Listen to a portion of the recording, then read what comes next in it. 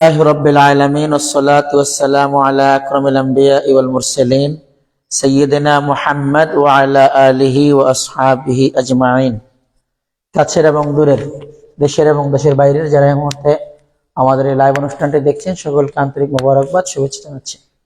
আমার সামনে উপস্থিত দৌলত খান আবি আব্দুল্লাহ কলেজের বিভিন্ন পর্যায়ের শিক্ষার্থীবৃন্দ, সকলকে আন্তরিক মোবারকবাদ জানিয়ে আমরা শুরু করছি।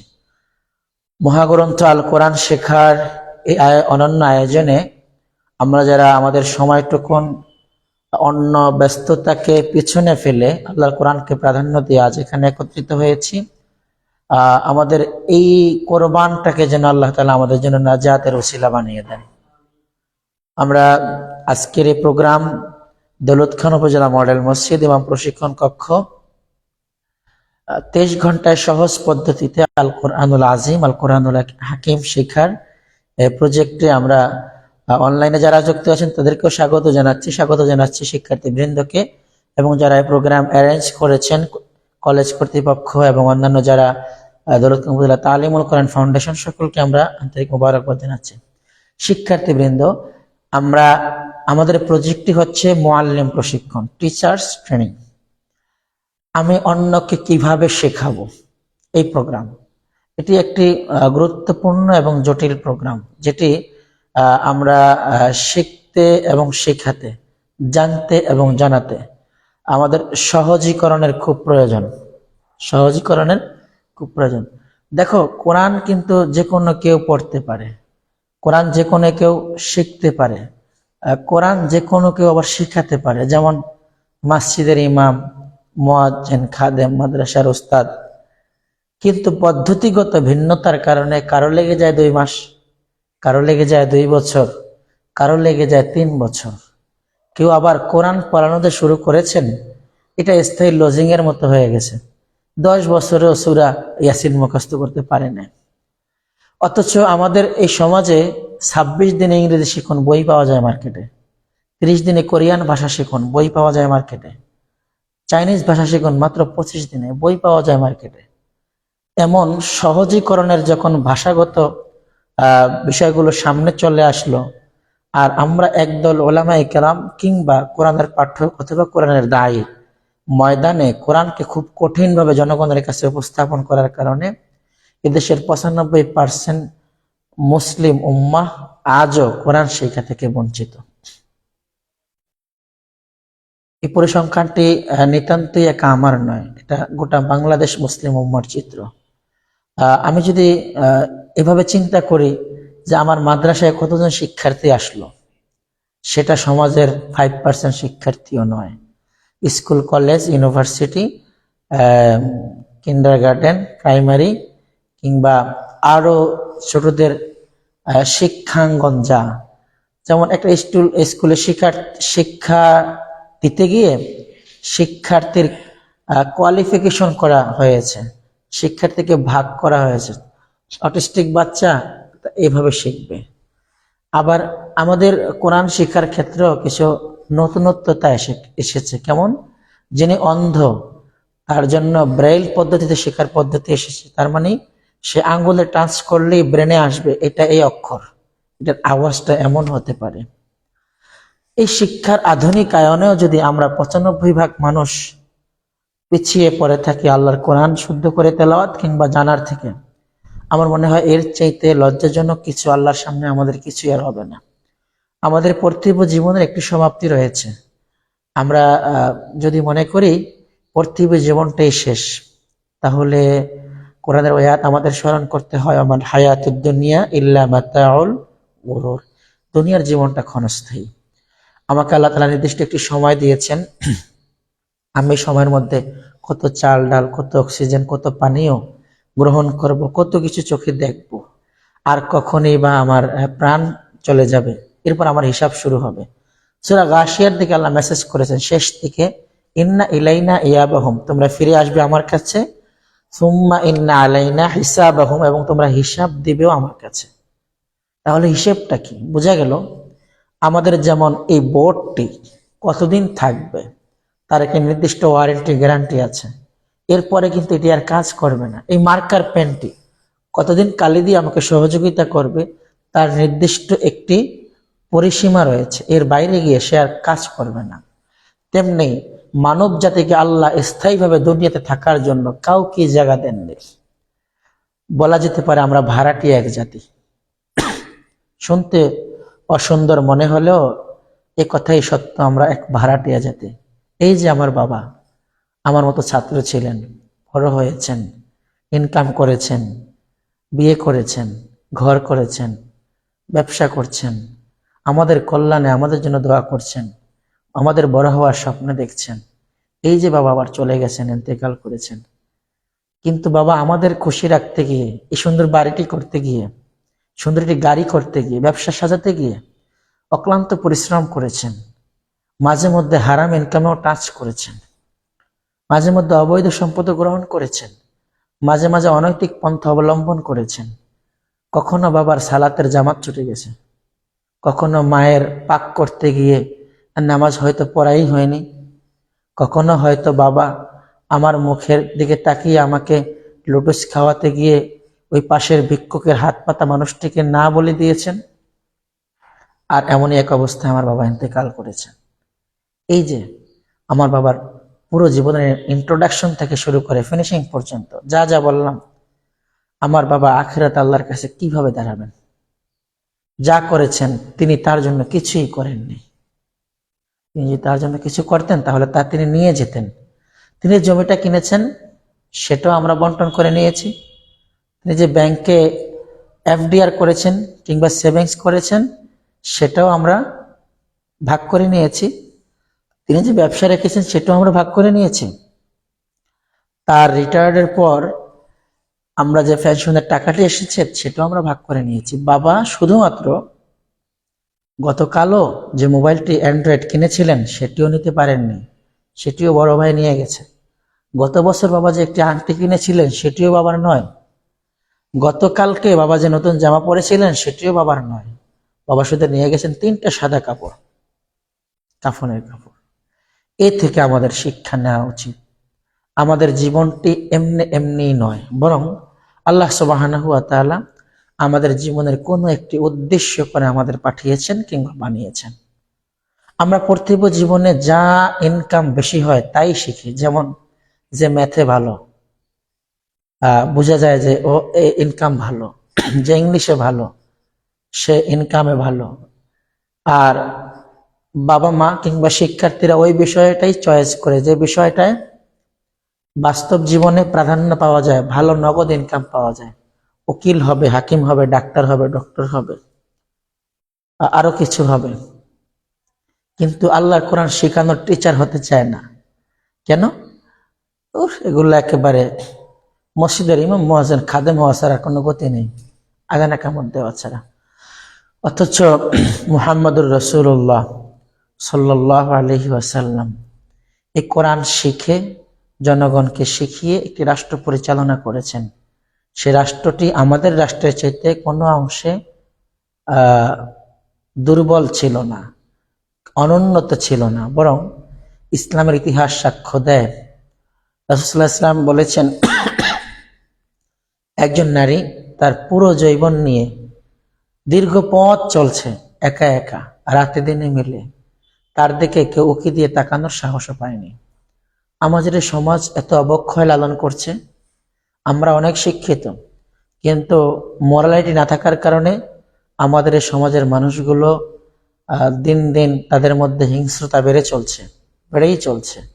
যেমন ইফটিজিং, যেমন চুরি করা, যেমন বিধবার ভাতা নববধূর নামে দিয়ে দেওয়া যার স্বামী জীবিত, যেমন একজন 60 ঊর্ধ্ব নারী মাতৃত্বকালীন ভাতা নেওয়া, কিংবা যে মেয়ের বিয়ে হয়নি তার নামে মাতৃত্বকালীন ভাতা নেওয়া, কিংবা যে ছেলেটি কোনো অংশে দুর্বল না, ভালো কাজ করতে পারে, তার নামে পঙ্গুত্ব বরণ করেছে, কিংবা অন্য কোনো নাম দিয়ে তার নামে অর্থ নেওয়া। তার মানে আমি মাস্টার্স পড়েছি, ডক্টরেট করেছি, কোন শিক্ষার কারণে আমি এমন করছি? বোঝা গেল একটি জায়গায় আমাদের দুর্বলতা আছে। এবার প্রশ্ন, আমি বলেছি 95% মানুষ কোরআন জানে না। ইমাম সাহেব যদি দাঁড়িয়ে বলেন যে আজকে আমরা যারা আমার পিছনে জমা পড়তে আসছেন, আপনারা কয়জন কোরআন শুদ্ধ করে পড়তে পারেন? রিপোর্ট চলে আসবে 95-এর বেশি মানুষ কোরআন পড়তে পারেই না। তাহলে যে জাতি কোরআন পড়তে পারেই না, সে জাতি কি করে জানবে আল্লাহ কোরআনে বলেছেন সুদ হারাম, অন্যের অর্থকে নিজের অর্থ বানিয়ে তা ভক্ষণ করা হারাম, চুরি করলে আল্লাহর বিধান হাত কেটে দেওয়া, এটা সে কিভাবে জানবে? এদেশের আলিম সমাজ হলেন এই সমাজের নেতৃত্ব নয়, কর্তৃত্বে নয়। দেশের আলেম সমাজ শাসিত, শোষিত, মানে তাদেরকে শাসন করা হচ্ছে। তাদের সভাপতি থাকে, সেক্রেটারি থাকে, তারা মাথা উঁচু করে আল্লাহর কোরআনের কোনো কাজ বাস্তবায়ন নয়, শুধু ওয়াজ করতে পারে। তাও যদি ওয়াজটা কোনো লিডারের বিরুদ্ধে যায়, তাহলে আর চাকরিটাই থাকে না। তাহলে হলো কি, যারা কোরআন বুঝে মেনে চলার কথা বলছেন, তারা হয় চাকরি হারা, না হয় বাড়ি হারা, না হয় গাড়ি হারা, না হয় দেশ ছাড়া, আর না হয় জেলে মরছে ধুকে ধুকে, আর না হয় দেশান্তর হয়েছে। এই চরিত্রগুলো হবেই, কারণ মুহাম্মদুর রাসূলুল্লাহ সাল্লাল্লাহু আলাইহি ওয়াসাল্লাম যখন দাওয়াতি কাজ করছিলেন, তখন আল্লাহ রাসূলের বিষয়ে আল্লাহ মেসেজ করেছেন এভাবে, সূরা আনফাল 30 নম্বর আয়াত, وَإِذْ يَمْكُرُ بِكَ الَّذِينَ كَفَرُوا لِيُثْبِتُوكَ أَوْ يَقْتُلُوكَ أَوْ يَخْرِجُوكَ وَيَمْكُرُونَ وَيَمْكُرُ اللَّهُ وَاللَّهُ خَيْرُ الْمَاكِرِينَ। হে মুহাম্মদুর রাসূলুল্লাহ সাল্লাল্লাহু আলাইহি ওয়াসাল্লাম, আপনাকে তারা ষড়যন্ত্র করছে, আপনাকে তারা জেলে দেবে, না হয় দেশান্তর করবে, না হত্যা করে দিবে। ঠিক রাসূল সাল্লাল্লাহু আলাইহি ওয়াসাল্লাম শিয়াবে আবু তালেবে প্রায় 3 বছরের অধিক জেলে ছিলেন। রাসূল মক্কা থেকে আপন ভূমি থেকে দেশান্তর হয়েছেন, হিজরত করেছেন। কেন? আল্লাহ বলেছেন, এর আগে ঘোষণা আছে রাসূলকে মেরে ফেলবে, হত্যা করবে। সর্বশেষ রাসূল সাল্লাল্লাহু আলাইহি ওয়াসাল্লামকে তারা তাই করেছে, ষড়যন্ত্র, বিষ প্রয়োগ করে রাসূল সাল্লাল্লাহু আলাইহি ওয়াসাল্লামকে তারা হত্যা করেছে। তাহলে যিনি কোরআনের অর্থ বুঝে, মর্ম বুঝে দাওয়াতি কাজ করবেন, তার জীবনের পরিসমাপ্তি এভাবেই হবে। আর যিনি কোরআন শেখানোর কাজ করবেন, তাকে অমনোযোগী করা, বিশৃঙ্খলা করার দায়িত্ব কাফের, মুশরিক এবং মুনাফিকদের। যেমনি আল্লাহ বলছেন, লা তাসমাউ লিহাদাল কোরআন, তোমরা কোরআন শোনো না।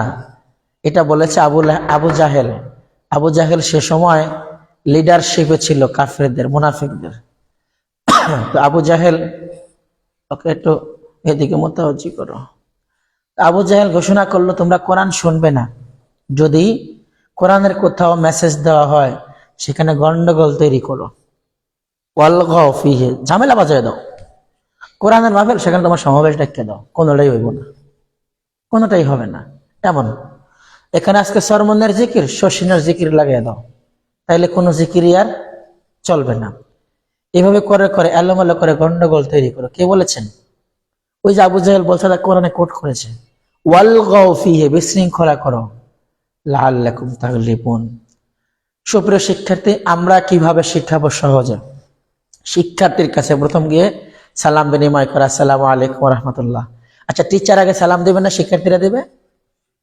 টিচার আগে সালাম দেবে না। এটা আমাদের একটা দন্য দশা। ইমাম সাহেব চুপ করে থাকে, মুসল্লি সালাম দেয় কিনা দেয় কিনা, না, ইমাম সাহেব আগে সালাম দিবেন, ঠিক না? রাসূল আগে সালাম দিতেন, এটা সুন্নাহ। স্যারে যদি চিন্তা করে, কিরে তুই সালাম দিলি না কাম, এটা স্যার একটা শাসন ব্যবস্থা হতে পারে, কিন্তু আগে স্যার সালাম দেওয়া সুন্নাহ। আগে স্যার সালাম দেওয়া কি? রাসূল বলেছেন, বুইসতু লিউতাম্মিমা মাকারিমাল আখলাক, বুইসতু মুআল্লিমা। রাসূল বলেছেন, আল্লাহ আমাকে টিচার হিসেবে প্রেরণ করেছেন। এমন টিচার যিনি রাষ্ট্রনায়ক বানিয়েছেন, আবু বকর, ওমর, আলী, ওসমান রাষ্ট্রনায়ক বানিয়েছেন। একজনের বিরুদ্ধে 1 পয়সার দুর্নীতি নেই। উনি চরিত্র গঠন করেছেন। যেমন আল্লাহ নবীর পিছনে নামাজ পড়ে বলছে, আল্লাহ নবী আমি শেষ, জাহান্নামে চলে গিয়েছে, আমি দর্শন করছি, জেনা করছি, আমাকে শাস্তি দেন। আর আমরা লুকাইতে থাকি। দেখো, জাতির লোকদের কাছে বলা যে কোরআন অনেক সহজ, শিক্ষার্থীর কাছে বলা কোরআন অনেক সহজ। এবার নোট শুরু হতে পারে। শিক্ষার্থীকে বলবেন, আমি যা বোর্ডে লিখি, যা বলি সব নোট করবেন। সূরা কমার 54 নম্বর সূরা, একই সূরার 4 আয়াতে আল্লাহ বলেছেন 17, 22, 32 এবং 40। লিখে ফেলেন। 54 নম্বর সূরা, 17, 22 এবং 32, 40। আমি লিখছি এখানে 17, 22, 32, 40। তাহলে সূরার নাম সূরা নাম্বার 54, সূরার নাম সূরা কমার। কর নিচে একটা ব আছে, কমার। 54 নম্বর সূরা, সূরা কমারের 17, 22, 32 এবং 40 নম্বর আয়াতের মধ্যে রব্বে কারীম আল্লাহ সুবহানাহু ওয়া তাআলা বলছেন, ওয়ালাকাদ ইয়াসসারনাল কুরআনা লিযিকরি ফাহাল মিন মুদ্দাকির। আমি কোরআনকে তোমাদের জন্য সহজ করে উপস্থাপন করেছি, এরপরেও কি তোমরা কোরআন অনুধাবন করবে না, বুঝবে না? এটা কার বক্তব্য? আল্লাহ।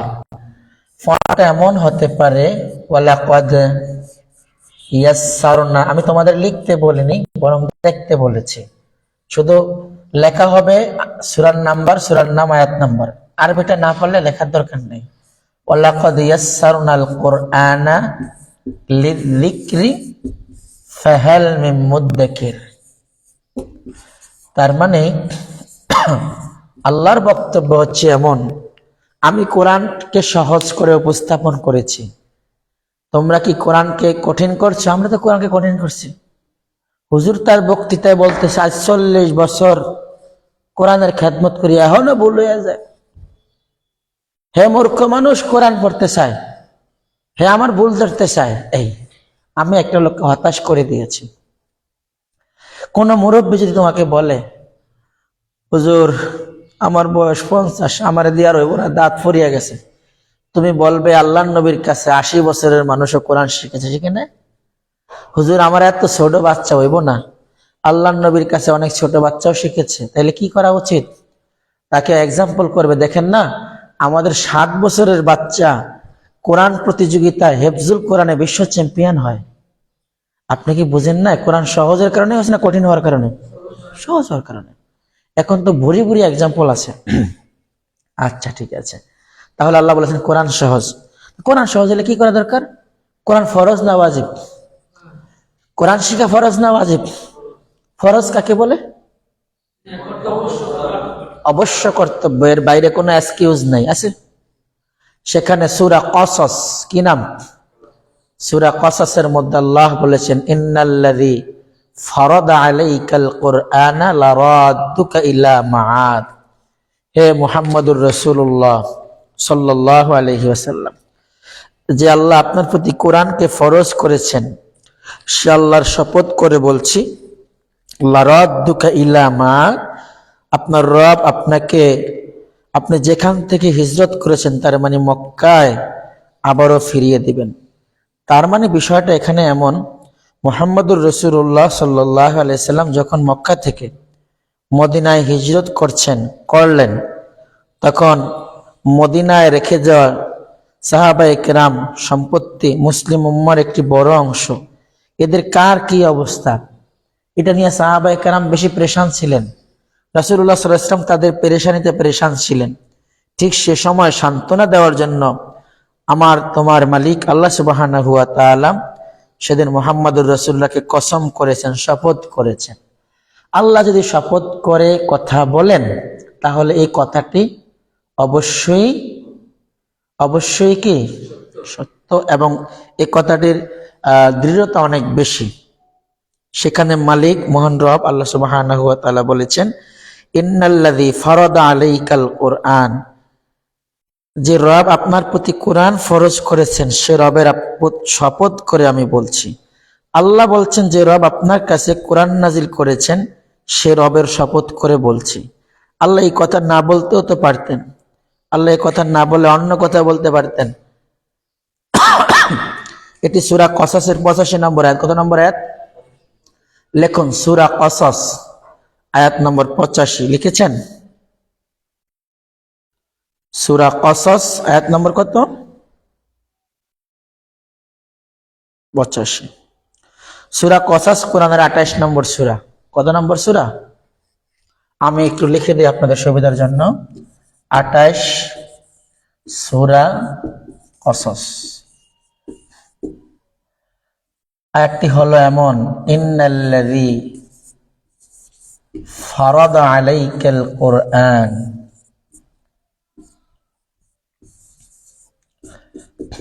তাহলে কোরআন ফরজ, এই কথাটি আমরা কোথায় পাবো? 28 নম্বর সূরার 85 নম্বর আয়াতে এইভাবে কথা বলবো। কত নম্বর আয়াত? 28 নম্বর সূরার 85 নং আয়াতে। আপনি কারো কাছে দাওয়াতি কাজ করলে ইনকমপ্লিট কথা বলবেন না, তাহলে তিনি মাইন্ড করবে। যেমন আগের যুগে ঘুরে এসে কোরআনে আছে, হাদিসে আছে, এই কথা বলে যারা এই কথাগুলো ক্যাচ করতে পারে না, মুরব্বী সাইজের লোকেরা অথবা তাবলিগি ভাইয়েরা, শুনছি কোরআনে আছে, কিতাবে আছে, শুনছি, আমি তো সচক্ষে দেখছি না।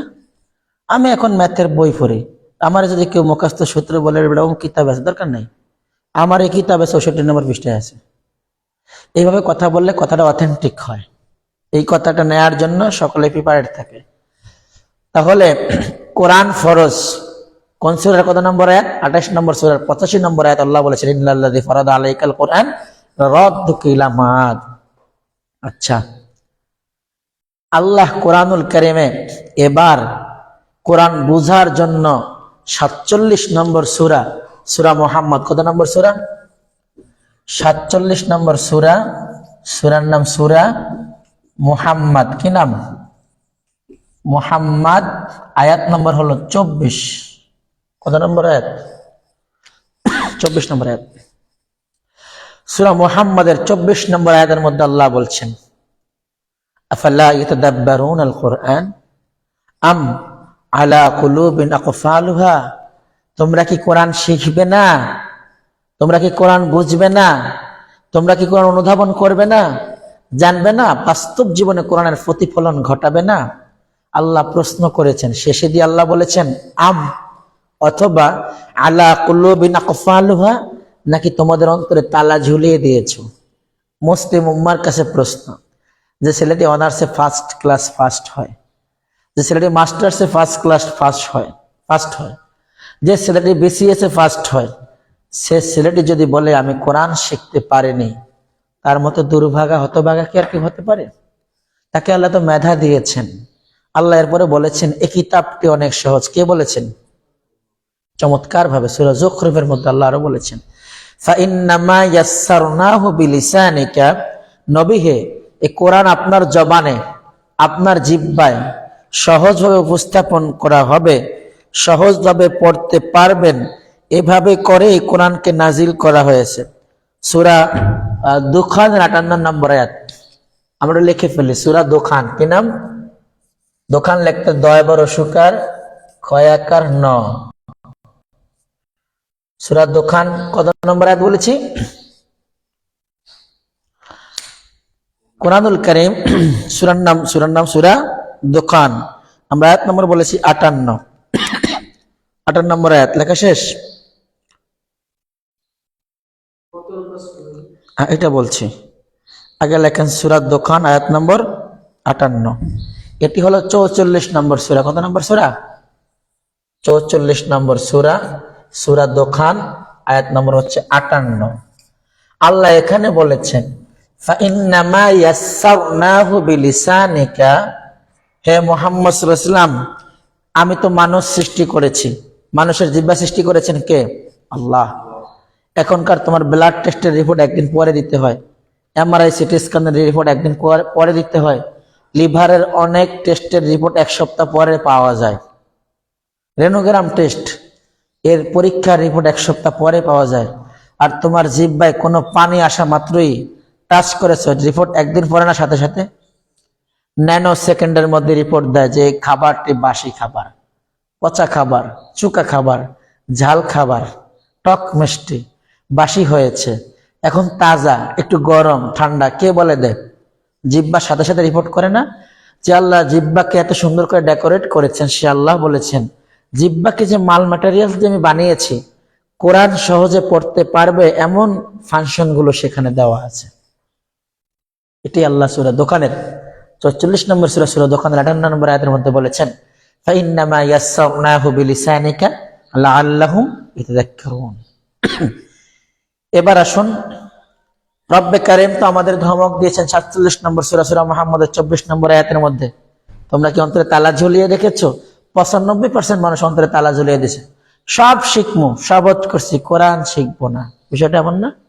হে সব শিখে, হে আওয়ামী লীগ জানে, বিএনপি জানে, জাতীয় পার্টি জানে, জামাত জানে, খেলাফত জানে, চরমনে জানে, শর্ষিনা জানে, আটরশি জানে, নয়রশি জানে, সব জানে। কোরআন পড়ার সময় সে মনে হয় এই মাত্র দুনিয়াতে জন্মগ্রহণ করছে, আল্লাহ মনে হয় তারা এই মাত্র নাজিল করছে। এত দুর্বল, এত প্রাইমারি লেভেলের কথাবার্তা বলে। তার দোয়ায় মাসুরা শুনলে তার সাথে যে আল্লাহ জিন শয়তান মুনকার নাকির দিছে এরাও হাসে। তার দোয়ায় কোন শুনলে পশু পাখির জবান থাকলে এরা বলতো তোর মতো হারামি আল্লাহর আসমানের নিচে নেই, একটু আগে পানি খাই আসো, আল্লাহর নেয়ামত। এই কথাগুলো বলতো। যে কবরে কবর আযাব হয়, ওই কবরের আশেপাশে পশু পাখি বাঁধা থাকলে মানে দড়ি ছিঁড়ে পালিয়ে যায়, কারণ তারা জানে যে কবরের আযাবের বিকট শব্দটা তারা পায়। মানুষের এই কর্ণকুহর ততক্ষণ পর্যন্ত বিকট আওয়াজগুলো ধারণ করে যতক্ষণ পর্যন্ত ধারণ ক্ষমতা আছে। ধারণ ক্ষমতা বিজ্ঞানের ভাষা যখন বেড়ে যায় তখন আর এই কান শোনে না। একটা সূত্র আছে না কেমন জানি, এর উপরে আসলে আর কানে শোনে না, তখন এগুলো শুনে পশু পাখি।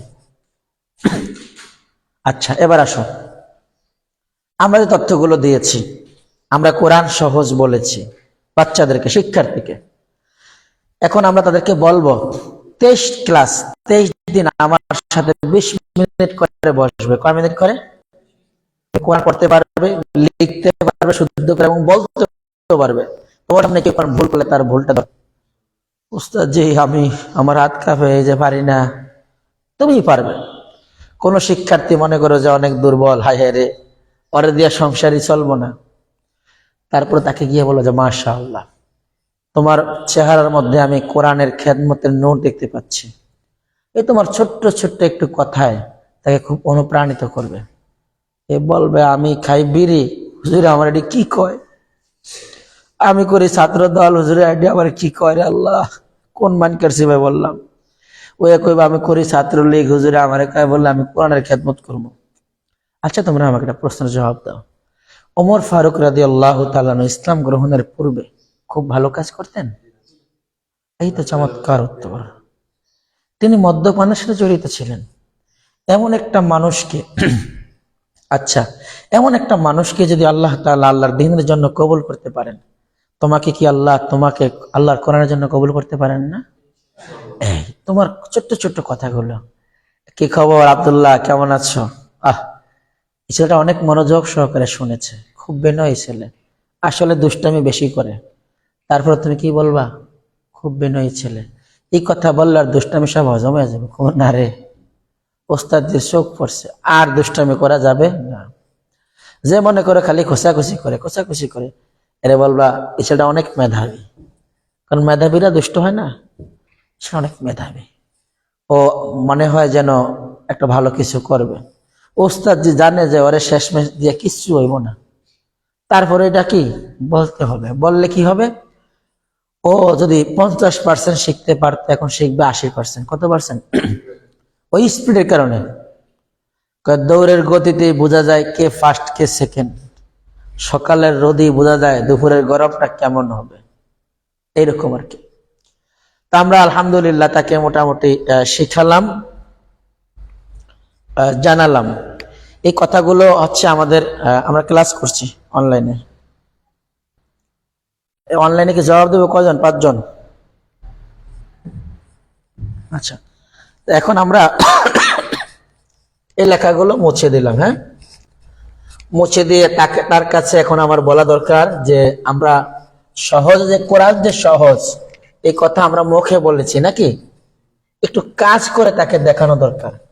আর তুমি যখন কথা বলবে অথবা লিখবে তখন এই দিকে তোমার মুখ থাকবে, পিঠ থাকবে পেছনের দিকে। তুমি যদি কথা না বলো, বারবার অ্যাটেনশন না করো, পিছনে কিন্তু শহীদ হয়ে যাবো 4-5 জন। কারণ এরা তো পোলাপান, বাচ্চা, শিক্ষার্থী, এদের পিছনে ইবলিস শয়তান 9টা করে লাগা আছে, যেগুলো হ্যাফজ করে। দেখবে এগুলো কি রকম শয়তানি করে, শয়তান এদেরকে নিয়ে সবসময় কোলাকুলি করে। আর অনেক হেফজখানার ছাত্ররা 27 পাড়ায় গিয়ে ফালাই গেছে, 25 পাড়ায় গিয়ে নাকি রে, কয় শয়তানের তো হুজুর ধরে 20 পাড়ার পরে, আর 10 পাড়া, তুই নিজে নিজে পারবি, হুজুরের বাদের বিটা কাছে কি রে তুই মাদ্রাসা পড়িয়া, ঠান্ডা যা তুই যাই গিয়া, 29 পাড়া, 1 পাড়া আছে, বেড়া 29 পাড়াতে তুই না পড়লে হবে যাইতি, হুজুরে ফিরেছে আর তুই কষ্ট করিয়া পড়ছ, 1 পাড়া হয়ে যাবে যাই কি আমার সাথে জানার সময় হুজুরে আমার লগে ইয়া করছে, আর লিগে আমি গেলাম গিয়া, থাকবো না, আমার হাত পড়বো না, এই গেছে গিয়া।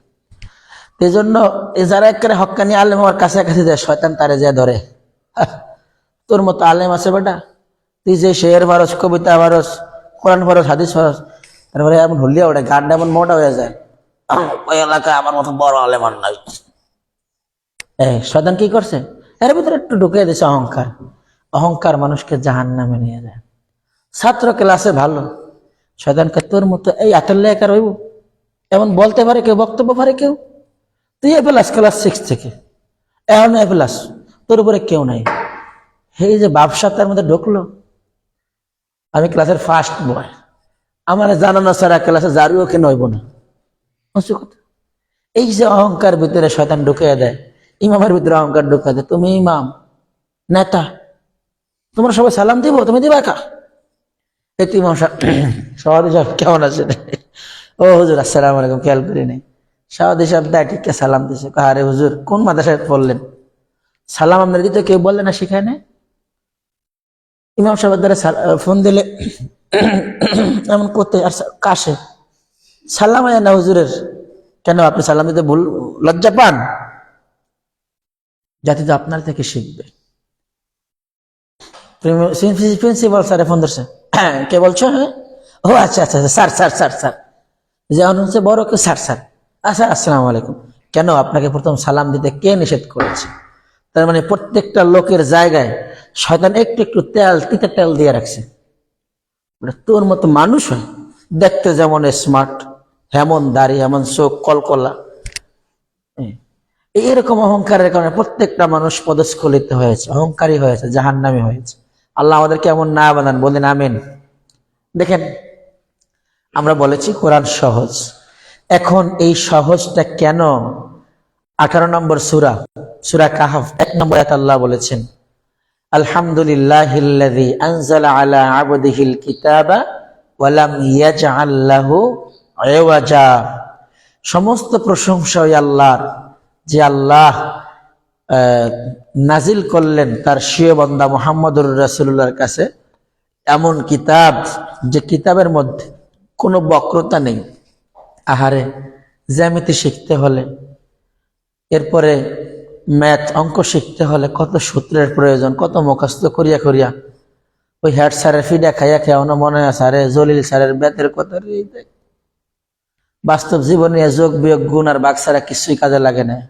যে লসাগুর জন্য তো ফিডা খাইছে, এটি বাদ না, যে জ্যামিতির জন্য ফিডা খাইছে, এগুলো লাগে ইঞ্জিনিয়ারের কাজে। কার কাজে লাগে?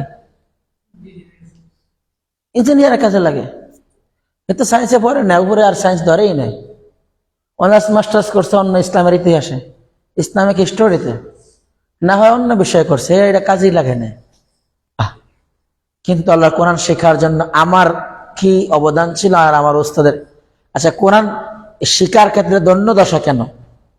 আমাদের মক্তব আছে, নুরানি মাদ্রাসায় আছে, হেফজ মাদ্রাসায়, হুজুর আছে, আলিয়া মাদ্রাসায় আছে, এই 95% মানুষ কোরআন জানে না। এটা আমরা কেন বলেছি, এটা কেন হয়েছে, এটা জানা দরকার না? এক নজরে তাকাও, সারা দেশের মক্তবগুলো বন্ধ প্রায়। মনে আছে কি, তোমার বাড়ির দাদার মসজিদটাই মক্তব ছিল, দাদার বাড়িতে একটা কাছারি ছিল, হ্যাঁ একজন হুজুর থাকতো, ফজরের সময় আজান দিত, মনে আছে? না থাকলে তোমার আব্বুকে জিজ্ঞেস করলে খুঁজে পাবে, ওই হুজুর এই কোরআন শিখেছে, এই তো। কিন্তু এখন মক্তবগুলো সব বন্ধ হয়ে গেছে। হুজুরে কয়, মিয়া সকালে 70 জন ফুলানি ক্যাঁ ক্যাঁ করিয়া করিয়া মাথাটা নষ্ট করিয়া লাই, ভাই 1-1.5 টাকা দরকার নেই, এত না আমাকে মেম্বার শহরের মায়েরা যায় পড়ামু, 2000 টাকা দিব, নাস্তা খাবো ফ্রি। হুজুরে বুঝলো হুজুরের স্বার্থ। আর এইখান দিয়ে ওই যে গরিব রিস্কাওয়ালা, ভ্যানওয়ালা, মাসি চাষি, এদের বাচ্চারা কোরআন থেকে বঞ্চিত হয়েছে। হুজুর মনে করছে ওটা আমার দায়িত্ব নাকি, আল্লাহ আকবার, আসসালামু আলাইকুম, না দায়িত্ব শেষ, আমাদের কোনো ইমামের কোনো দায়িত্ব আছে না, আপনার প্রতি দায়িত্ব আছে। এই এলাকার যত মানুষ কোরআনহীন এ সম্পর্কে আল্লাহ আপনি বড় আলেম, আপনাকে জিজ্ঞেস করবে। মোহতামিম সাহেব যদি মনে করে আমার মাদ্রাসা নিয়ে আল্লাহ আমারে জিজ্ঞাসা করব, আমার পাশে হিন্দু বাড়ি, এই পাশে দর্জি বাড়ি, ওই পাশে মেয়া বাড়ি, হ্যাগো বাত আমি খামু, হ্যাগো জাকাতের ট্রে আমি নেবো, হ্যাগো ফেতরার ট্রে দিয়ে আমার মাদ্রাসা চালামো, কিন্তু হ্যাগো ঘরের কোরআন শিখানো সম্পর্কে আমার কোনো দায়বদ্ধতা নাই, এমন কথাটা কি যৌক্তিক? আল্লাহ এই কথাটা মানবেন? তোমার জাকাত কত হয়েছে হিসাব করে মাদ্রাসা দিবা। তুমি কোরআন জানো কিনা একবারও জিজ্ঞেস করিনি আমি। পরিবার কোরআন দিয়ে চলে কিনা একবারও জিজ্ঞেস করি নাই। হ্যাঁ, মাঝে মাঝে নরম নরম ভাই জাকাত তো প্রত্যেক বছর দেন, এটা কথা কম মাইন্ড করবে না, সময় ফেলে এই সুযোগ থাকলে একটু সময় লাগেন তাবলিগে, এই দাওয়াত শেষ, এই দাওয়াত শেষ। মোহতামিম সাহেব যদি বলতেন বাবলু ভাই, এই লালটু ভাই, আপনার চেয়ারম্যান হয়েছে না, কয় বছর চেয়ারম্যান থাকবেন, শোনেন মাগরিবের পর আমার কোনো ক্লাস নেই, দোনো ভাই বসে চা খাবো, একটা খাতা কলম আমার কাছে থাকবো, কোরআন শিখবেন আপনি। আপনার নেতা মানুষ, আমরা কত আপনার অধীনে কত ছাত্ররা আছে, নেতারা আছে, ওদেরকে কোরআন শিখাবেন আপনি, জীবনটা পরিবর্তন করিয়া ফেলান। মদ গাঁজা টেন্ডার মেন্ডার বাদ দেন তো, জীবনে অনেক কিছু করছেন, ছাড়িয়ে দেন। কি বলো, মানুষের জীবন একটা অন্তিম সময় আসে না? এইভাবে নসিয়া করলে, আমি নসিয়া করলে যে একটা চেয়ারম্যান ভালো হয়ে যায়, একটা মেম্বার ঘুষ করে ভালো হয়ে যায়, মানে প্রত্যেক আলেমের যোগ্যতা পদবী অনুযায়ী তার দাওয়াতি কাজের স্তর ভিন্ন। আমি দাওয়াতি কাজ করতে পারবো ইউনু মহোদয়ের কাছে, ওসি মহোদয়ের কাছে, তোমাদের প্রিন্সিপালের কাছে। আবার যিনি ওই যে একটু গ্রামের হুজুর, উনি কমিশনার, সর্বোচ্চ মেম্বার, চেয়ারম্যানের কাছে কথা গেলে ওরা কথা কইস না, তোর বার জমিন মামলা কেস চলে আমার আদালতে, তুই বড় কোরআন শিখেছি আমারে, তার কাছে একটু আমার মতো মানুষ দাওয়াতি কাজ করতে হবে, মডেল মসজিদের ইমাম সাহেব। তাইলে হবে কি, সবাই সবার জায়গা থেকে কাজ করলে আগামী 10 বছর পরে এই সমাজটার কোরআনহীন থাকবে না, থাকার কথা। তখন আর তোমার ছোট বোনের নামে বিধবা ভাতার কার্ড হইব না, তখন আর তোমার নামে বয়স্ক ভাতার কার্ড হবে না, তোমার বয়স তো 18, বয়স্ক ভাতার কার্ড তোমার কেন? এই যে এই অদন্য দশাগুলো কেন? কোরআনহীন হওয়ার কারণে। কি হীন হওয়ার কারণে? এবার আসো শিক্ষার্থীকে বলবো, হ্যাঁ শিক্ষার্থীরা দেখো তো এই বর্ণগুলো চেনা যায় কিনা, এটার নাম কি? কিছু শিক্ষার্থী আমি এমন পেয়েছি পুরা বোর্ড লেখিয়ে দিকে ঘুরে, মাঝে মাঝে কাউছে আমি কি লেখছি না, লিখবা আর কথা বলবা যাতে করে ও তোমার থেকে হারিয়ে না যায়। প্রথম গিয়ে ক্লাস কন্ট্রোল করে, এই তোমার ক্লাসে 100 জন মনে করো শিক্ষার্থী, এই সালমা দাঁড়াও, কি নাম তোমার? উস্তাদি সালমা, বসো। তোমার অনেক আমি খেয়াল করেছি তুমি বোর্ডের পড়াগুলো লিখতেছো, মাশাআল্লাহ, আমি শেষের দিকে চাইবো তুমি শিক্ষক হও। এই আব্দুল্লাহ, জি ওস্তাজি, গতকালকে দেরি হয়েছে না, ঠিক আছে। এই যে তোমার এই অ্যাটেনশন গুলো, এই দুইটা চোখ আছে না, দুইটা চোখ দিয়া, দুইটা চোখের আলো যেন সবার কলবের মধ্যে পড়ে, দুইটা চোখের নিয়ন্ত্রণের বাইরে কেউ থাকতে পারবে না। আমার শিক্ষার্থী 100 হোক, 50 হোক, 20 হোক, 10 হোক, এই দুই চোখের বাইরে, আই কন্ট্যাক্টের বাইরে গেলে আমি আর ক্লাস করব না, মনে থাকবে। আই কন্ট্যাক্টের বাইরে কোনো শিক্ষার্থী গেলে তার কন্ট্যাক্ট করব। ঘুমায়, পেটের মধ্যে ব্যথা, ইমার্জেন্সি, প্রয়োজন তাকে ক্লাস থেকে আমি আউট করে দেব, সসম্মানে বের করে দেব। কিন্তু একজনের জন্য গোটা ক্লাস নষ্ট করার কোনো সুযোগ নাই। আমার ডাক্তার আব্বাস সকাল তো ঘুম যায়, তার মানে তাহলে দরকার ছিল আব্বাসের কি করে আগে বের করা। এজন্য ক্লাসের একটা সিস্টেম আছে, সিস্টেমের বাইরে করা যাবে না। এই শিক্ষার্থীরা আমি যেন কি লিখলাম, আচ্ছা আচ্ছা, এটার নাম, এটার নাম, এটার নাম, এটার নাম, এটার নাম সি। আরেকটা ভাষা আছে, একটা ভাষা আছে এই দিয়া, এই দিয়া, এই দিয়া, এই, এটা বুঝছো তোমরা কিছু? এটা ভাষা, এবং ওরা সারা পৃথিবীতে এরকম লাড়ি ঘুরায়, চাইনিজ ভাষা। এবার জিজ্ঞেস করো শিক্ষার্থীরা, এই একটা বর্ণের সাথে অন্য বর্ণের কি কোনো মিল আছে? না। আচ্ছা, কর সাথে কয়ের কোনো মিল আছে? না। গয়ের সাথে কোনো মিল আছে? এর সাথে বিয়ের না, বিয়ের সাথে সিয়ের না। এগুলো তো পড়তে পারি না আমি, কিন্তু এগুলো কোনো মিল আছে? ওস্তাদ জি নাই। আচ্ছা শোনো, এই বডিটা কি দেখ, এই যে বডিটা, তিনটা বডি দেখতে একই রকম দেখা যায় না? জি ওস্তাদ জি। একটার নাম বা, একটার নাম তা, একটার নাম সা। আরো দেখো, কোরআনকে আল্লাহ সহজ করেছেন যেভাবে, হ্যাঁ, এভাবে অনেক সহজ, দেখতে একই রকম, নাম আলাদা। বাপের বাড়ি ছিল, মায়ের নাম ছিল মায়া, জি জি কন্যা। বিয়ে হওয়ার পরে অনেক রকম বউ, ওই বাদ গেছে কি মেয়ের নাম কি হয়, বৌমা, এদিকে হয়, শাশুড়ি ডাকে, এই বৌমা হয়ে গেছে। কিছুদিন পরে যখন বৌমার একটা ছোট্ট বাচ্চা হয়েছে, এখন আর বৌমা বলে না, আলিফের মা নিয়েছে। এখন কি হয়েছে, আলিফের মা। এই মেয়েটা কিন্তু 10 বছর আগে কন্যা ছিল, নাম করে মনি ডাকতো ভালোবেসে। এই মনের বিয়া হয়েছে আর কয় বৌমা, বাচ্চা হয়েছে আর কয় আলিফের মা। এই আলিফের যখন আবার বিয়া দিছে, তো এই ঘরে মিম হয়েছে, মিম। আলিফের ঘরে কি হয়েছে, মিম। আলিফ নাম শোনো না, মিম নাম শোনো না।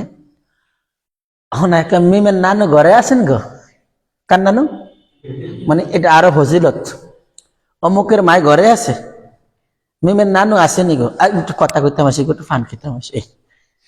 এখন জায়গায় জায়গায় নামের চেঞ্জ হয় কিনা কোন, বলবেন যে এটার মধ্যে কোনো নক্তা নেই, এটার নাম হা, একটা নক্তা দিছে, এটার নাম জিম, এটার নাম খ, এটার নিচে নক্তা, এটার নাম বা, উপরে দুটার নাম তা, উপরে তিনটার নাম সা। দেখতে কি একই রকম দেখা যায় না? বলবা আরবি অ্যালফাবেট 29টি, কয়টি? তবে 29 নয়, তুমি 9টি হরফ শিখলে 29টি হরফ শিখতে পারবে। কয়টা? ওই যে বাজারে চিরতার গুড়া বেচছে, যেই বেড়া ব্যবসা করে চলিয়ে গেল ফাটকি দিয়া, এই বেড়া টেবিলে থাকবে 29টি না, মাত্র 9টা অক্ষর শিখবেন, 9 সেকেন্ডে আপনি কোরআন শিখে যাবেন। আল্লাহ ভাই কয় কিরে, 55 বছর বয়স, এটা তো আমি কোনো সময় উনি নাই, আর দেখি হুজুরে কি শিখে। এই যে জেদ করছে না, এই জেদ করাতে সে কোরআন শিখবে। কোরআন শিখার জন্য হয়তো মেধা দরকার, না ওটা জেদ করা দরকার, রাগ করা দরকার। শিক্ষা সারমো, হুজুরে কেমনে কয় দেখিয়া সারমো, কেমনে শিখায় বুঝিয়া সারমো, এই হয়তো একটা জেদ করা দরকার, না হয় একটা স্বচ্ছ মেধা দরকার। তাহলে এই সহজ পদ্ধতির কোরআনটা তাকেই শিখিয়ে দেওয়া যাবে। তো ওস্তাদ যে 9 হরফে কোনো ভাষা নাই, আছে 29 হরফে আরবি, 26 হরফে ইংরেজি, স্বরবর্ণ ব্যঞ্জন বর্ণ মিলিয়ে 50 বর্ণ বাংলা। এরপরে দাড়ি কমা সেমিকোলন, কত মাখরাজ তো আছে বাংলার। আবার ইংলিশের মাখরাজ এখন চেঞ্জ হয়েছে, তোমাদেরকে জিজ্ঞেস করছি, বলছো এ বি সি, কিন্তু এটা বললে এখন গুনাহ হবে, এটা বলতে হবে এই। তাহলে মাখরাজ কি হলো, চেঞ্জ হয়েছে। কোরআন নাজিল হওয়ার পর থেকে আর মাখরাজ চেঞ্জ হয় না, হয়েছে? এবার শিক্ষার্থীকে বল, শিক্ষার্থীরা মানে মনে করো যে তোমার ক্লাসে একজন আছে যে কলম এইভাবে কাঁপে, তাকে বলবো আপনি তো অনেক সুন্দর করে কলম ধরেছেন, কি কলম এটা, মাটাডো, বাহ, কাগজটা তো সেই জব্বুরের ভাবে ফাঁকা হুজুর কইেন না, বুড়া কালে আইছে আমার ফলায় কষ্ট করে বাড়াইছে। এই যাক চাচা, আপনার মতো মানুষ যদি কোরআন শিখানোর ক্ষেত্রে দাঁড়ান, আমাদের সমবয়সী তারা আসা শিখে চলে, কি কারণ সবের ফিল্ডে হলে এমন বান্ধরামি করছি না, একসাথে ভোট করছি, কোরআন জানবো না কেন? হ্যাঁ, সকল অঙ্গনের লোক আমাদের দরকার। তোমাদের কলেজ সেকশনের যারা আছো, কেউ এসএসসি, কেউ ডিগ্রি, কেউ অনার্স, তো আমাদের সব অঙ্গনের শিক্ষার্থী দরকার না? আমরা তো দেখছি তুমি ঢাকা বিশ্ববিদ্যালয়ে যাবে, ক্লাসে স্যার নাই, ওই যে জলিল স্যারের তো মোটামুটি মাঝে মাঝেই ফাঁক দেয়, 1 ঘন্টার ক্লাস খালি, মার্কারটা নিয়ে পকেটে তুমি, তোমরা সবাই একটু মনোযোগী হও, আমি মোহাম্মদ আব্বাস, ওই যে আবি আবদুল্লাহ কলেজের ছাত্র, গ্রাম থেকে উঠে আসছে, 23.5 দিন না থাকলে আমার জন্য আলহামদুলিল্লাহ, আমি কোরআন শিখিয়ে দেবো, লেখতে এবং পড়তে সব পারবা, আমার তোমরা মারবা না, যে ওস্তাদজি, আমি ওস্তাদজি। তুমি এখন ফুচকা খাইতে গেলে ওস্তাদজি খাবেন, টিচার আছে, টিচার তুমি, ক্লাসমেট, আমার অনেক ক্লাসমেট আমার ছাত্র, কেন? আল্লাহর কোরআনের এই দাওয়াতি কাজ করার কারণে। এবার দেখো, তুমি যদি এই কোরআনটা ফ্রি সময় শিখিয়ে দাও, কেউ ঘুম যাইবো, কেউ শিখবো, কেউ দুধ মোল্লা মোল্লা দে পাগল কোরআন শিখতেছে, কোনো কাম পাইল না, আরে একটা শত্রু যে গেছে, পারবো না, এরকম অনেকে অবজ্ঞা করবে, সব অবজ্ঞাকে পকেটের মধ্যে ঢুকাইয়া সেনা সবজিয়া খাইয়া লিবা, এমন অবজ্ঞা আসতেই পারে, আসতে পারে না? মোহাম্মদ সাল্লাল্লাহু আলাইহি ওয়াসাল্লাম ইট মারিয়া মাথা ভেঙে লেছে, হেলমেট মাথার মধ্যে ঢুকিয়ে গেছে, দাঁত ভেঙে লেছে, তো অবজ্ঞা আসতে পারে না? এছাড়া 36 নম্বর সূরা, সূরা ইয়াসিন 30 নম্বর আয়াতের মধ্যে আল্লাহ বলেছেন,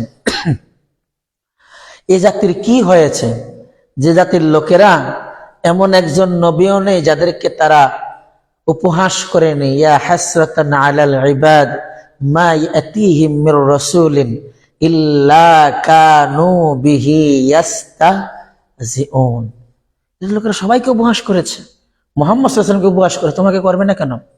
বরং তোমাকে উপহাস মাথায় নিতে হবে যে এই তো কম উপহাস করছে, আল্লাহ বাঁচাইছে, বোমটা আমার মাথা ঘুরে মারে না, তারপর আমি কোরআন শেখাবো। এবার এদেরকে বলো, শিক্ষার্থীরা এই যে দেখছো এটার নাম কি? মার্কার ওস্তাদ। যে দুই আঙ্গুলে ধর ভাই, একটু ধরো তো সবাই।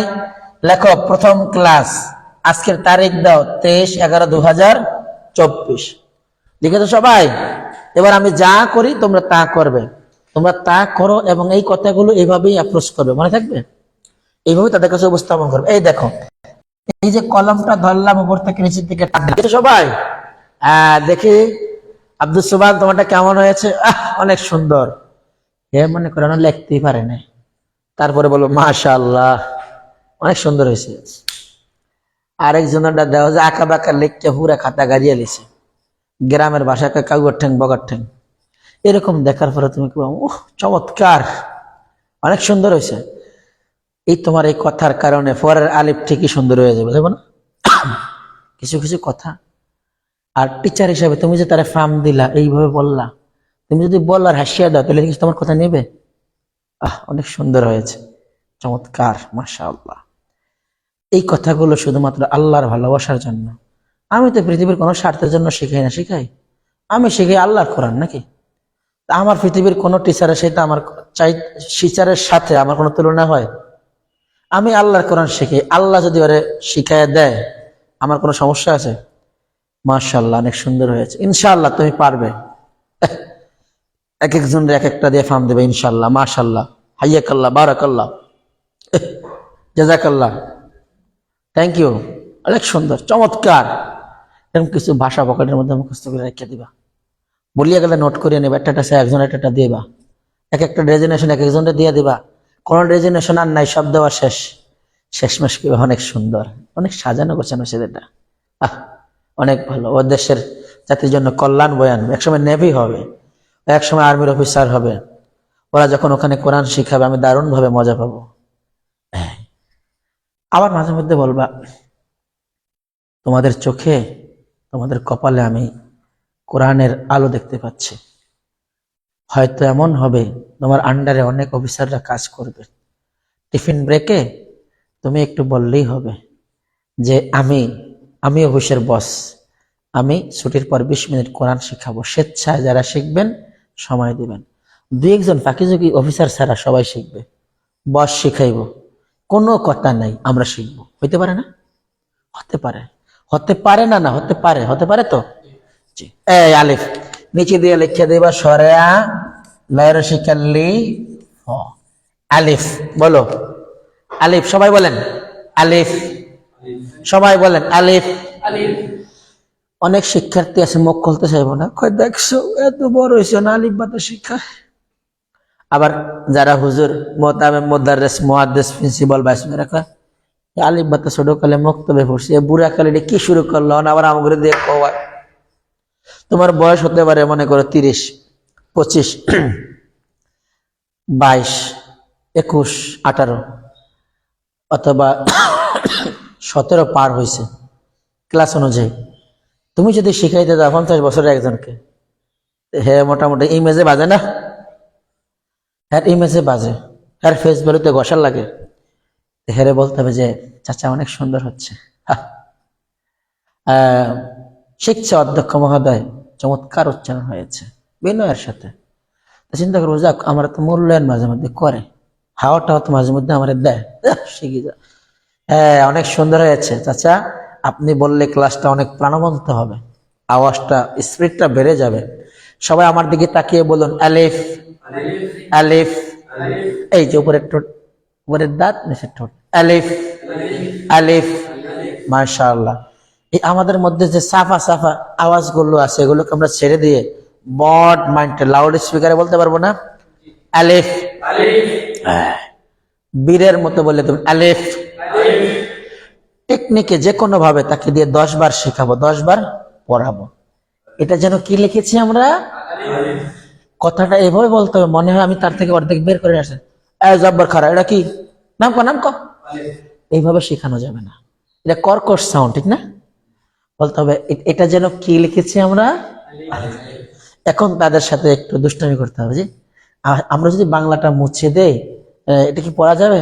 যে ওস্তাদে যাবে। সবচেয়ে দুর্বল স্টুডেন্ট এই কাউসারে কে, ওস্তাদ জি আমি কিন্তু এটা জানি, এটা কি কইমু না। কি কও? ওইটা আলিফ। আমি যে ঘুরিয়ে রাখছেন আঙ্গুল নিচে দিয়ে দেয়া গেছে, সেটা দুষ্ট আছে না? তারপরে তারা বলবে এই সবাই অ্যাটেনশন, আলিফ হয়ে গেছে। ঠিক কলমটা আমরা ধরলাম, সরল রেখা টানো, টেনেছে সবাই? যে ওস্তাদ টানছি। আচ্ছা, এইভাবে পরস্পর একটু গ্যাপে গ্যাপে 3টা সরল রেখা টানো আমরা। কয়টা সরল রেখা? 3টা সরল রেখা।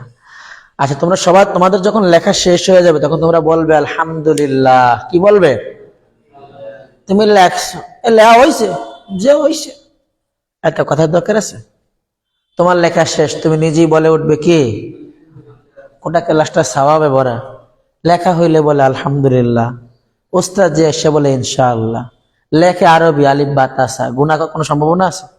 কমপক্ষে তুমি যতক্ষণ এখানে বসা ততক্ষণ আল্লাহর কোনো গুনাহ আমরা ধরতে পারবো না। আচ্ছা, আর তোমরা মোটামুটি টেনেছ 3টা সরল রেখা। এবার খুব মনোযোগ সহকারে তাকাও। এই সরল রেখার ডান দিক থেকে বাম দিক থেকে যদি আমরা ইউ টার্ন করে দিই, আর এইভাবে কি বাকি 2টা করা যাবে? জি উস্তাদ, এটা সহজ কাজ, যাবে না কেন? আমরা করে দিলাম। হ্যাঁ, আমরা যদি ইউ টার্ন করে দিই। আচ্ছা, তোমাদের কাছে আমার প্রশ্ন, এদিকে তাকাও।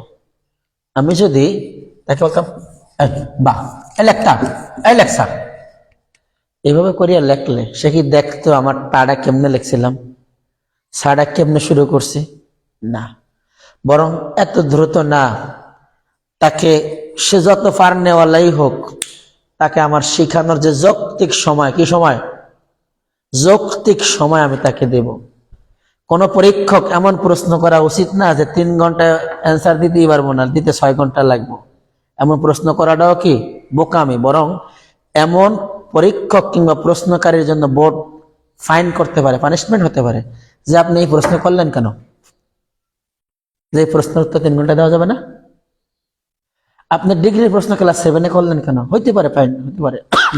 এজন্য শিক্ষাগত, আমাদের কাঠামোগত যে শিক্ষা আছে, প্রথম হলো সহজে শিখাবো, প্যাকেজে শিখাবো, এবং বলার ক্ষেত্রে আমি মনে হয় অর্ধেক তাকে সহজ করে দিয়েছি। এবার বলেন শিক্ষার্থীরা, এই অক্ষরটার নিচে এমন একটা নোক্তা দিব আমরা, দিয়েছে সবাই? জি ওস্তাদ জি। এর নাম হলো বা। কি নাম? সবাই বলো বা। সবাই বলেন। এই যে বা এমন করে, এই 2 টোটার ভেজা জায়গা থেকে বা, বা, বা, সবাই বলে আমার বাবা কেন চাই। কদিন পরে আমার যে যিনি এত কষ্ট করে মাকে, এরপরে মা শিখায় এগুলো না বললে বলো আল্লাহ আল্লাহ। এরপরে হয়তো এত শুদ্ধ করে বলতে পারেন আল্লাহ আল্লাহ আল্লাহ আল্লাহ আল্লাহ আল্লাহ এমন করে। আবার কিছুক্ষণ পরে ঝোলে মান নামাজ দিকে বাসায় নামাজ পড়ে, বাবার সাথে মসজিদে যেতে চায়। এই হলো এটার নাম ফেতরাত। কি নাম? রাসূল বলেছেন প্রত্যেক মানুষকেই কোরআনের দাওয়াতি কাজ করার যোগ্যতা দিয়ে আমি দুনিয়ায় পাঠিয়েছি, কোরআন রিসিভ করার ক্ষমতা দিয়ে পাঠিয়েছি। এরপর তার বাবা মা তাকে ইহুদি বানিয়েছে, নাসারা বানিয়েছে, খ্রিস্টান বানিয়েছে। দেখো, এই যে আমরা লিখলাম, এটার নাম কি? আলিফ। এটার নাম যেন কি? বা। এবার আমরা যদি এখানে 2টা নোক্তা দেই, কয়টা নোক্তা? এর নাম হলো তা। আচ্ছা, আমরা যদি এখানে 3টা নোক্তা দেই, পরস্পর 2টা, উপরে একটা, এর নাম হলো সা। এর নাম যেন কি লিখলাম আমরা? সায়ের নিচে লিখবো আমরা নরম আওয়াজে। কি আওয়াজে? নরম আওয়াজে। সায়ের নিচে আমরা লিখছি নরম আওয়াজে।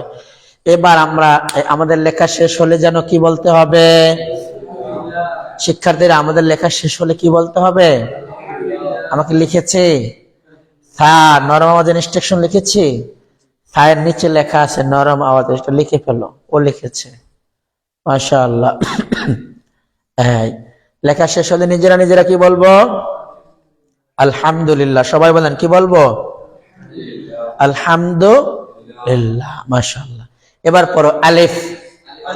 সবাই আলিফ। বা তা সা, বা তা সা। সা নরম আওয়াজে, যদি নরমটা না হয় কেমন করবা? দুই দাঁতের মাঝখানে জিহ্বাটাকে রেখে বাতাস ছেড়ে দিবা। সা সা, বা তা সা। বা দুই ঠোঁটে, তা জিহ্বার উপরে দাঁতের গোড়ায়, তা তা তা। সা দুই দাঁতের আগার জিহ্বার আগায়, তা। আলিফ। আলিফ ভিন্ন বামে ভিন্ন শ্বাসে কেন পড়েছি? এটাই না, ঠিক না? জন্য বলছি কেন? এটা দেখতে একরকম, তাহলে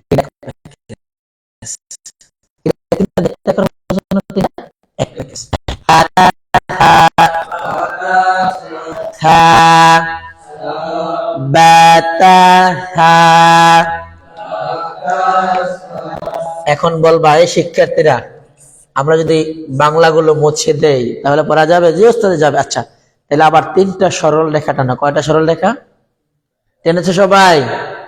টানলে কি বলতে হবে? আলহামদুলিল্লাহ। এবার বলো শিক্ষার্থীরা, এদিকে খুব ভালো করে তাকাও। এই তিনটা সরল রেখার বাম দিক থেকে নিচের দিকে একটু টান করো। করেছে সবাই? কি বলতে হবে যেন? এবার আমরা মাথার দিক থেকে, মানে ডান দিকের মাথা থেকে নিচের দিকে একটু টান করে, ইউ টার্ন করে নামিয়ে আনবো। আনা যাবে? যাবে। এই তো অনেক সুন্দর হয়েছে। আচ্ছা, আমি যদি কোনো কথা না বলি, এদিকে থাকো। এই লেখা, এই লেখ, এই লেখ জিম, এই কথাগুলোতে সে লিখতে পারতো, কিন্তু জিমটা কোত্থেকে কিভাবে এসেছে রোডে রাস্তার মধ্যে, এটা কেউ জানতো না। এই জন্য আমার ক্লাসের শিক্ষার্থী থাকতে পারে ক্লাস 3-র, থাকতে পারে 80 বছরের বয়সের, সেও যেন এই সহজে কোরআনটা শিখতে পারে। এই যে প্রথমটার নিচে লেখা আছে হা, কি লেখা আছে? হায়ের নিচে গলায় চাপ দিয়ে, গতে গলা সয়াকারে চাপ, গলায় চাপ দিয়ে। পরেরটা হলো জিম, পরেরটা কি? জিম, জয় দীর্ঘিকার ম। পরেরটার নিচে লেখা শক্ত আওয়াজে, শত শক্ত সরেয়াতে আওয়াজে। আর এই যে খ, খয়ের বিষয়ে আমাদের কোনো বক্তব্য আপাতত নাই, এর নাম হলো কি? খ। এবার হাটা যদি গলায় চাপ দিয়ে হবে, উচ্চারণ হবে হা। সবাই মিলে বলুন হা। এরপরে জিম, খ, হাজিম খ, হাজিম খ। আচ্ছা, এবার বলো, আমি তোমাদের সাথে মিশতে গিয়ে কোনো বাধা আছে? কোনো প্রশ্ন করা যাবে না, ক্লাসে গিয়ে মিশে যাবো সবার সাথে। কারণ মেশার ক্ষেত্রে যদি কারো দেখো একটু আনইজি ফিল করছে, না হুজুর মাই কিছু কথা কইতো না, গুনা গুনা। অনেক ছেলেরাও মেয়েদের সাথে বেশি লাজুক, যেগুলো কথা কয় না, এই ছেলেরা খোসা দিয়া কথা বের করতেই হবে। কোরআন পড়তে হয় না? কোরআন মানে পঠিত কিতাব, যা পড়া হয় তারই কোরআন বলে। করাকা ইয়াকরাউ মানে পড়া। অনেক সুন্দর তুমি দেখতে। এই ফয়সাল, একটু পড়তে দেখি আলিফ। ওস্তাদ জি ভয় লাগে, হইব না? আর তুমি বলো আলিফ, আলিফ, এ অনেক কাফে আলিফ। তোমার ক্লাসে হতে পারে এমন কোন শিক্ষার্থী আছে, একটা সময় তারে বাস দিয়ে দিয়ে তুমি এই জায়গায় নিয়ে আসবে, এই জায়গায়। দেখো, ক্লাস করছি না, কিন্তু তোমাদের টিচার বানাচ্ছি। একটা সময় দেখবা তোমাকে আমি এই জায়গায় নিয়ে আসছি, তুমি ট্যারি হইবা না কবে নিয়ে আসছে। তুমি এভাবে, আমি যা লেকচার দিই তুমি তা দিতেছ, আমি বোর্ডে লিখি তুমি লিখতেছো। আমাদের অনেক টিচাররা এই মার্কার ধরে আপনার কাফে কি লিখ মাল্লা, হ্যার জীবনে বোর্ডে 2 লাইনও লেখে নাই, আছে না? লেখেই নাই বোর্ডে। তুমি তোমার গোটা ক্লাস লিখাবা বোর্ডে, জিম কি আওয়াজে, হা কি আওয়াজে, খ কোনো কথা নাই। হাজিম খ। আবার আলিফ, বাতা সা। সা নরম আওয়াজের জন্য কি টেকনিক বলছিলাম আমরা? আবার বলো, সা বাতা সা। হাজিম খ। এবার প্রশ্ন করার পালা, তার থেকে পড়া নেওয়ার পালা। একটা বডি আঁকবা, এমন আঁকবা এখানে প্রশ্নবোধক চিহ্ন দিবা, দিয়া তাকে বলবা শিক্ষার্থীরা এই বডি দিয়ে কয়টি অক্ষর বানানো যায়? 3টি। সৃজনশীল প্রশ্ন। আচ্ছা কি কি জানো? প্রশ্নটা কেমনে করবা? এভাবে প্রশ্ন করবা, কি কি জানো? বাতা। আচ্ছা শিক্ষার্থীরা, যদি আমি এখানে 1 দেই, এখানে 3 দেই, এখানে 2 দেই, তাহলে বাটা কোথায় যাবে? 1-এর কাছে। তাটা কোথায় যাবে? সাটা কোথায় যাবে? আবার প্রশ্ন, শিক্ষার্থীরা এর মধ্যে 1, 2, 3, এই 3টার মধ্যে কোনটা নরম আওয়াজে? 3। এই যে প্রশ্ন করে করে তার থেকে পড়া নিলা, সে ওই ক্লাসে সা শিখছে, এখানে এসে প্রশ্নের উত্তর দিছে, এখন সা কি ওর বাকি আছে? আর এই টেকনিক করে করে আরো 20 বার 10 বার পরে ফেলছে আমি। তাইলে একবার পরে দেখি,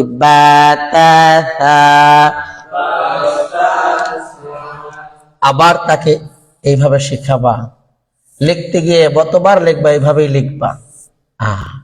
এখানে প্রশ্নবোধক চিহ্ন, তাকে এবার ছুড়ে দাও প্রশ্ন, জিজ্ঞেস করো শিক্ষার্থীরা এখানে যদি হয় 3, এখানে 1, এখানে 2, এবার বলো 1-এ কি হবে যেন, 2-এ কি হবে, 3-এ কি হবে? আচ্ছা শিক্ষার্থীরা 1, 2, 3 এর মধ্যে কোনটা শক্ত আওয়াজে? 2।